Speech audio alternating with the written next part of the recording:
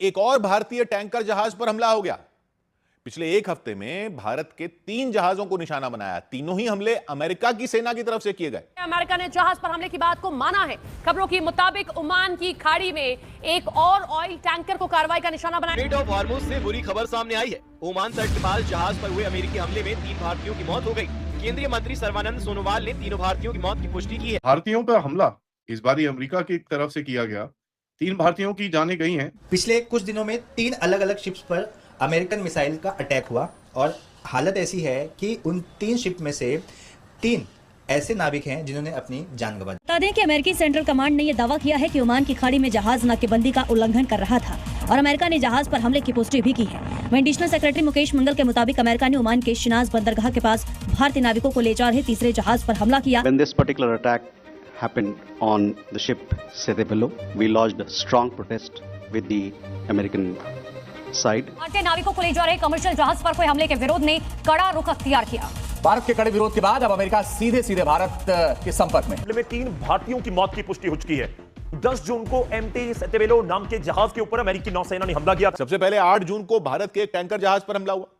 उसमें 24 भारतीय सवार थे। ओमान की मदद से सभी भारतीयों को सुरक्षित बचाया गया। अगले ही दिन इसके भारत के एक और टैंकर जहाज पर हमला हुआ। टैंकर जहाज जिसमें टैंक में तेल और गैस होता, उस पर भी 24 भारतीय मौजूद थे। 21 भारतीयों को बचा लिया गया, जबकि 3 भारतीय लापता बताए गए थे। बाद में उन तीनों भारतीयों की मौत की पुष्टि हुई। उसके 2 दिन बाद भारत का तीसरा टैंकर जहाज हमले का शिकार हो गया। एमटी जलवीर नाम का जहाज। स्ट्रेट में एक और कमर्शियल जहाज पर हमला हो गया है। एमटी जलवीर नाम के जहाज पर हमला कर दिया गया। जय हिंद दोस्तों, भारत एंड बियॉन्ड न्यूज़ में आप सभी का स्वागत है। तो दोस्तों, भारत और अमेरिका के बीच में एक बार फिर से तनाव बढ़ता हुआ दिख रहा है, क्योंकि अभी बीते 3 दिनों में भारत के 3 जहाजों पर हमला हो चुका है, जो कि अमेरिका के ट्रम्प के द्वारा कराया गया है। इन तीनों जहाजों में भारत के काफी ज्यादा लोग थे। इसी वजह से अब भारत की सरकार अमेरिका के द्वारा किए जा रहे इन हमलों के कारण काफी ज्यादा गुस्से में चल रही है। अमेरिका ने जो इन 3 जहाजों पर हमला किया है, उनमें बताया जा रहा है कि काफी ज्यादा भारतीय नागरिक घायल हुए हैं और साथ ही में 3 की मौत भी हो चुकी है। अमेरिका के इस तरीके से लगातार हो रहे हमले के कारण से अब भारतीय सरकार ने ये साफ साफ कर दिया है कि अमेरिका को ये हमले रोकना होगा, वरना ये उनके लिए अच्छा नहीं होगा। जब अमेरिका से इन हमलों के पीछे का कारण पूछा गया तो उसका कहना है कि इन जहाजों ने वहाँ की नाकाबंदी तोड़ के नियमों का उल्लंघन किया था और वो वहाँ से गुजर रहे थे। इसी वजह से उन्होंने कहा कि उनकी वार्निंग देने के बाद भी जब जहाज नहीं रुके, तब उन्होंने इन जहाजों के इंजन पर हमला कर दिया ताकि ये जहाज रुक सके। हालांकि अमेरिका जिस तरीके से ये मिसाइलें दाग रहा है जहाजों के ऊपर, वो उतना ज्यादा सेफ नहीं है। इसी वजह से वहां पर काफी ज्यादा लोग घायल भी हो रहे हैं और काफी ज्यादा लोगों की मौत भी हो चुकी है। भारतीय सरकार का कहना है कि अगर अमेरिका को जहाजों को रोकना भी था तो वो खुद इन जहाजों पर जा सकते थे, क्योंकि ये जहाज तो अनआर्म्ड थे। उनका कहना है कि वो खुद जहाजों पर जाके इन जहाजों को वहां पर एक ज्यादा सुरक्षित तरीके से बंद करवा सकते थे, लेकिन इनके अनआर्म्ड होने के बाद भी अमेरिका ने उन पर मिसाइल दागना ज्यादा अच्छा समझा, जिसके कारण जो भारतीय 3 लोग मरे हैं। अब भारत उन्हीं को लेकर अमेरिका को चेतावनी दे रहा है कि उन्हें जल्द से जल्द ऐसे हमलों को बंद करना होगा, क्योंकि अगर देखा जाए तो समुद्री जहाजों पर ज्यादातर भारतीय लोग ही रहते हैं। इसी वजह से भारतीय सरकार ने यह साफ कर दिया है कि इसके बाद कोई भी हमला अमेरिका की तरफ से बर्दाश्त नहीं किया जाएगा। अगर इसके बाद किसी भी भारतीय नागरिक की वहां पर मरने की खबर आएगी तो फिर ये अमेरिका के लिए अच्छी बात नहीं होगी। बाकी आप सभी का क्या सोचना है, क्या अमेरिका इन अटैक्स को रोकेगा या फिर नहीं? आप इस पर अपनी राय कमेंट में जरूर से बताइएगा और वीडियो अच्छा लगे तो वीडियो को लाइक और चैनल को सब्सक्राइब करना भी मत भूलेगा। भारतीयों पर हमला इस बार अमेरिका की तरफ से किया गया। 3 भारतीयों की जानें गई हैं, मिसिंग इनको बोला जा रहा है। भारत ने अमेरिका के चार्ज अफेयर्स को बुला के एक डिमांड इशू करा है। देखिए, ये जो भारत के सेलर्स हैं, वो भारत का, पहले तो मैं आपको बता दूं, भारत के sailors are one of the largest community, सबसे बड़ी कम्युनिटी है जो ओपन सी में इस टाइम पे चल रहे हैं। दुनिया में किसी और देश के इतने लोग नहीं है। तो अगर आप किसी शिप को कभी भी कुछ पंगा होगा, वहां पर एक ना एक भारतीय आपको जरूर मिलेगा। ईरान की वॉर शुरू होते होते हमने ये चीज देखा है कि शिप्स के ऊपर अटैक्स अभी नहीं, स्ट्रेट्स ऑफ हॉर्मुज के अंदर हुए हैं, ओमान स्ट्रेट के अंदर हुए हैं, और ये बार बार हो रहे हैं।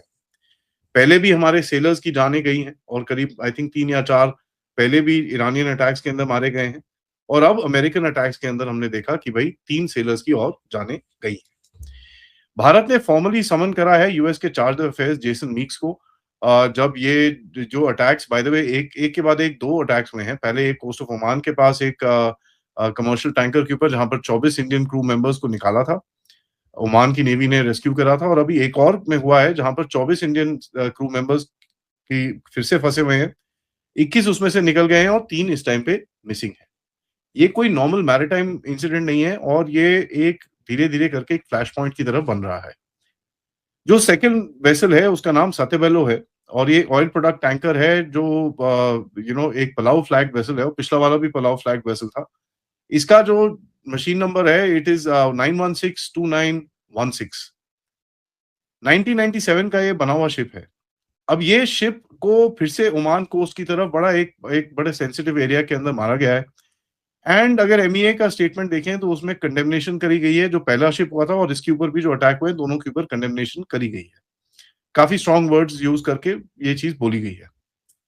ऑफिशियल जो पोजीशन है इस टाइम पे 21 सेलर्स रेस्क्यू हो चुके हैं और 3 मिसिंग है और सर्च इस टाइम पे ऑनगोइंग है। जो forward siemens union of India जिसको एफएसयूआई बोलते हैं उन्होंने क्लेम करा है कि मोर सीरियस अपडेट 2 सेलर्स की मौत हो चुकी है जिसके अंदर एक चीफ इंजीनियर मिसिंग है। ये यूनियन का क्लेम है तो इसको भी ऑफिशियली आप ले भी सकते हैं नहीं भी ले सकते बट ऑफिशियली देखना पड़ेगा होता क्या है आगे। भारत ने यूएस के डिप्लोमेट को क्यों समन करा? क्योंकि दोनों के अंदर यूएस ने कंफर्म करा है कि उन्होंने ये एक सैंक्शन वेसल्स थे और ये कोई ईरान की तरफ को जाने की कोशिश कर रहे थे और जो ब्लॉकेड है उसको तोड़ने की कोशिश कर रहे थे तो उसके चलते इन्होंने इसको डिसेबल करा। जो उन्होंने वर्ड यूज करा है डिसेबल।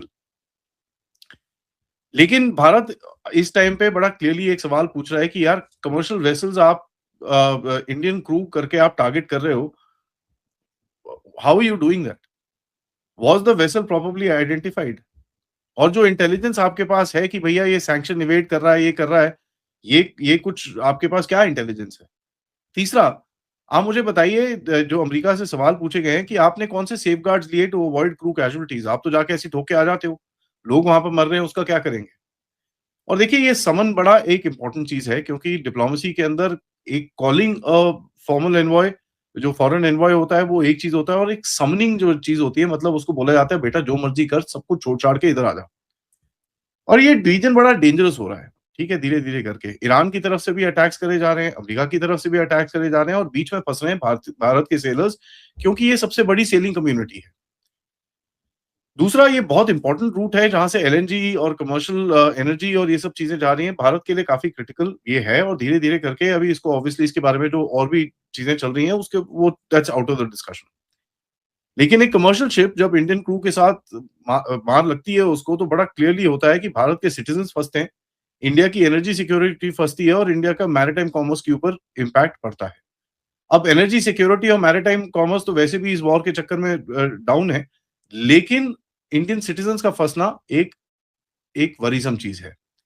अब भारत को ये समझना है और हमको सबको ये समझना है कि यूएस एक टैंकर को टारगेट क्यों कर रहा है। यूएस ने हर चीज के ऊपर सैंक्शन लगा रखे हैं, टारगेटेड सैंक्शंस कि भैया ये कर रहा है ये वो कर रहा है, भैया सैंक्शन। अब नाउ दीज आर बायलैटरल और यूनिलैटरल सैंक्शंस जो सिर्फ यूएस ने लगा रखे हैं और कुछ कंट्रीज मानती हैं उनको।